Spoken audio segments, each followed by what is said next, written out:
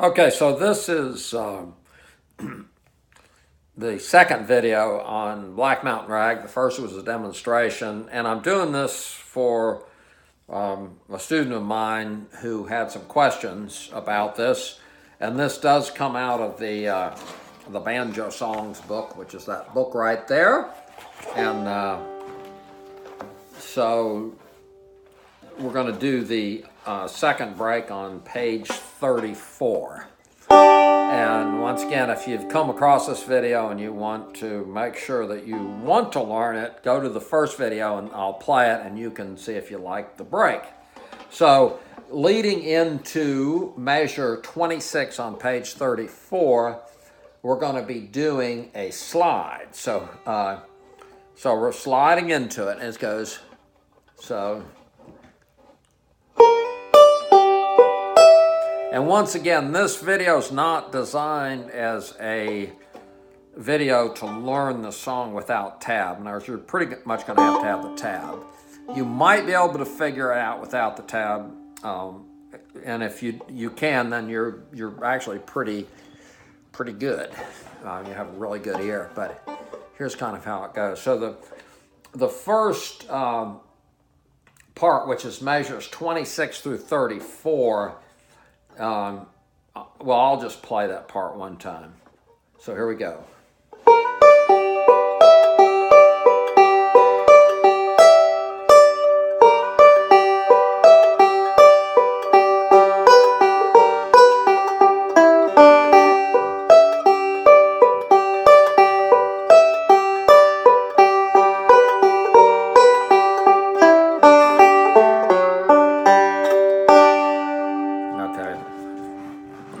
Get the whole neck here. Okay, so starting with measure 26, here's how we go. So we're using the this is the middle finger and the ring finger. So here we go.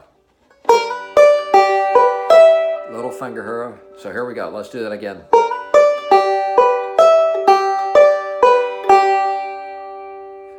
Okay, and then measure 28 and the first note of measure 27.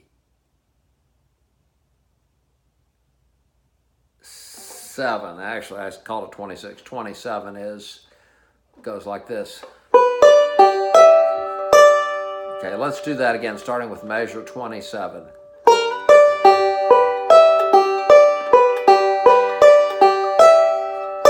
Okay, and if you have the tab, just follow along. Then the last two notes of measure 28 go.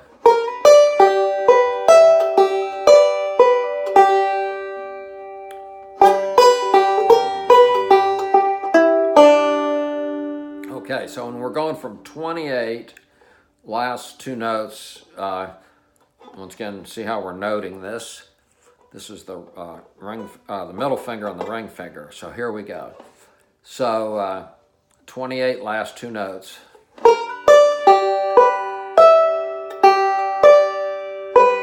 Now, when you play that fifth string, your hand is going to slide down to the next position, okay, which is this. And it stays on the string. It's not a slide. It's just you're using this as a guide, okay? So the way the movement is when you're playing the fifth string is you're in this position, so you play the fifth string and you go down to that. Okay, that position. So let's do that and see what happens. So last two notes of measure 20. And then last note of measure 20. And then we lift up the hand and play the last note of measure 30 is open. Now that's very important because that gives us time to get up to the first position in measure 31, okay? Okay, this is not the most interesting video, but you will have to have the tab to do it.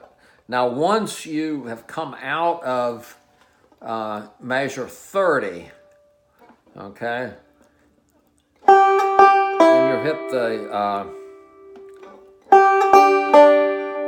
and then you hit the first string open. Then we take our hand and we move up to this position, okay?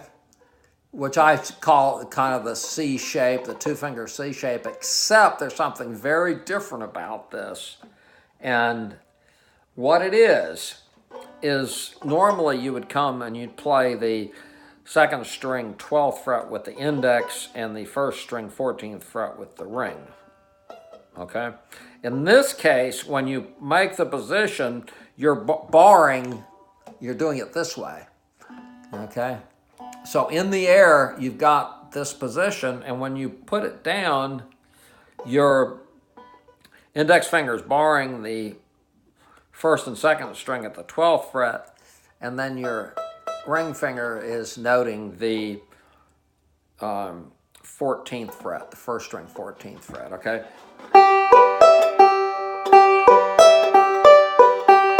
So it's very important that you go from this position right here, okay, to this position in the air, and you have to hit it exactly right, okay? So you can even practice this, okay? So we go to measure 30 and we play the fifth string. So practice that. So measure 30, last four notes. And it has to be perfect because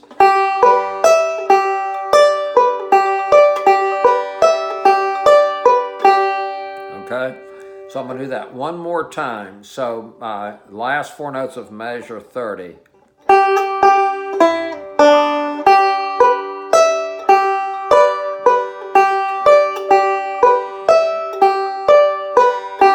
All right. Then you'll notice when we're playing measures 31 and going into 32, so it goes 1, 2, 3, 4.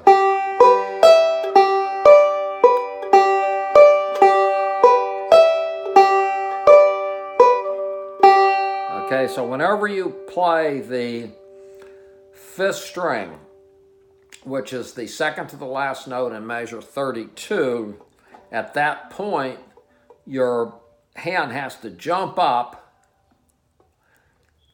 and move back to this position, this G position, which is the second string 8th fret and the first string 9th fret. Okay, so okay, so let's play measure 32. So here we go. 1, 2, 3, 4. Move.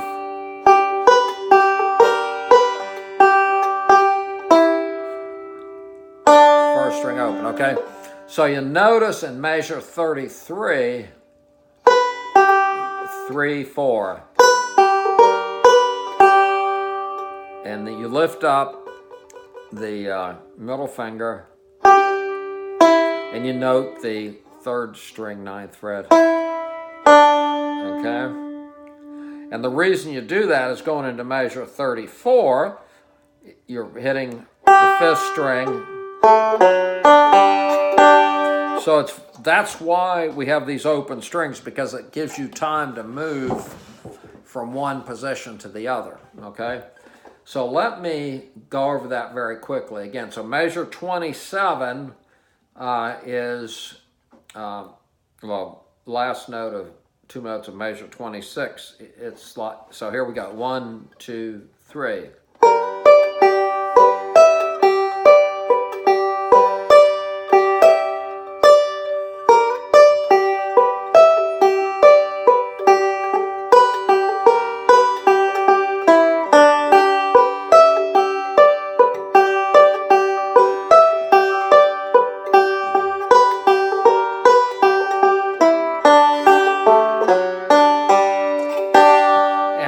Again, you can go to Loop to Learn to get that. Okay, now I'm now gonna play measures 35 through 39. And fortunately, this is a repetitive lick, so you just, let's see how you do this.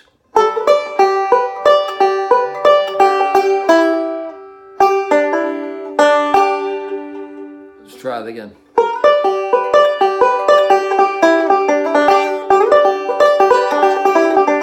Okay, that's how you do that. So we're using the middle and the ring finger. We're sliding, starting at the first note of measure 35. 1, 2, 3, 4.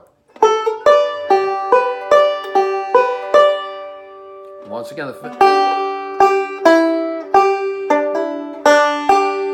okay. Now notice when we go into measure 36 that we're noting the 3rd string 7th fret with the index and the 2nd string 8th fret with the middle finger, okay?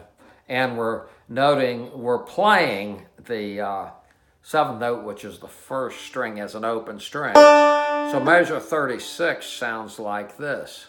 So try it again.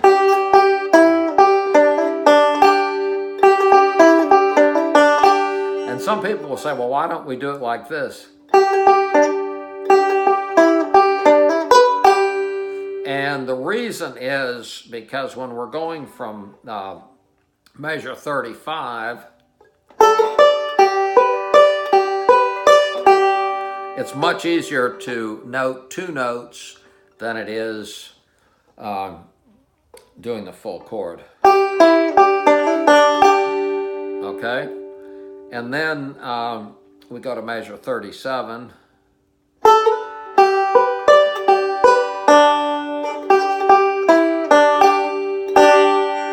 Okay, let's try that again. Oh, and let me say, on measure 35, the last note, lift up your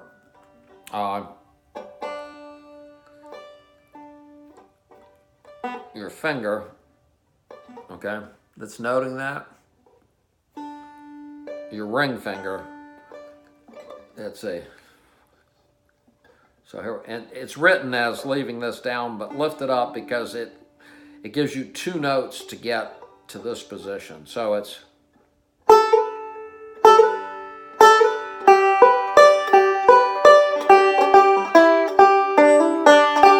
let's try that again. So we go lift it up.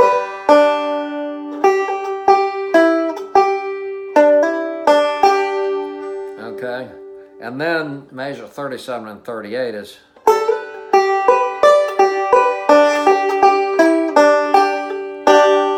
Okay. So I'm going to do a 3rd video because if I make these too long, it's going to take forever to download. So hold on.